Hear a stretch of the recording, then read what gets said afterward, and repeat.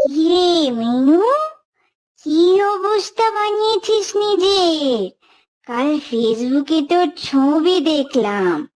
রোদে পুড়ে তো গায়ের রং পুরো মাটি করে ফেলেছিস, আর মাথায় তো পুরো টাক পড়ে গেছে। না কাকিমা, টাক এখনো পড়েনি। তবে রোজ ভিড়ে ট্রেনে করে অফিস যেতে গিয়ে নিজের আর যত্নটা করা হয় না। তাই স্কিনটাও আগের মতো নেই, আর চুলটাও খুব পাতলা হয়ে গেছে। হ্যাঁ, তা তো ফটোতেই বোঝা যাচ্ছে। এমনি তোর কপাল বড়, তার উপর টাক পড়ে গেলে তো আর কোনো ছেলেই জুটবে না। তাহলে তো ভালোই হয়।